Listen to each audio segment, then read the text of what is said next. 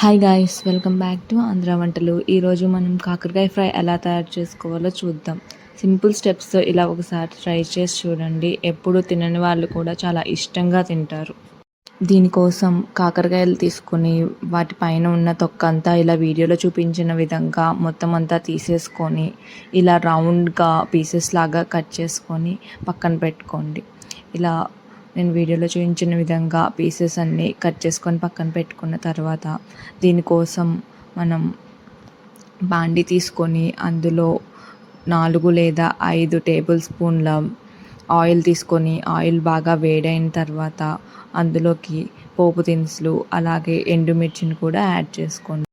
ఆ తర్వాత ఇవన్నీ బాగా ఫ్రై అయిపోయిన తర్వాత ముందుగా మనం ముక్కలుగా కట్ చేసి పెట్టుకున్న కాకరకాయ ముక్కలు అన్నిటినీ ఇందులోకి యాడ్ చేసుకొని ఒకసారి గరిటెతోటి బాగా తిప్పుకోవాలి. సో వీటిని మనం గోల్డెన్ బ్రౌన్ కలర్ వచ్చే వరకు ఫ్రై చేసుకోవాలండి. సో ఈలోపు మనం ఇందులోకి కావాల్సిన మసాలా ఎలా తయారు చేసుకోవాలో చూద్దాం. మిక్సీ జార్ తీసుకొని అందులోకి శనగపప్పు, ఎల్లిపాయ అలాగే జీడిపప్పు ఆప్షనల్ అండి. ఇంకా ఎండు కొబ్బరి ముక్కలు అలాగే దీనికి సరిపడా సాల్ట్ ఇంకా కారంని మొత్తం యాడ్ చేసుకొని మిక్సీ పట్టుకోవాలి. ఇలా వీడియోలో చూపించిన విధంగా పౌడర్ చేసుకొని పక్కన పెట్టుకోండి.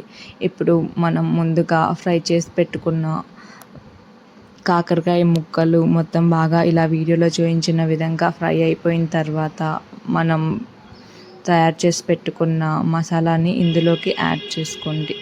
ఇదంతా బాగా కలిసేలాగా ఒకసారి తిప్పుకొని మొత్తం అంతా ఇలా వీడియోలో చూపించిన విధంగా కలుపుకోండి.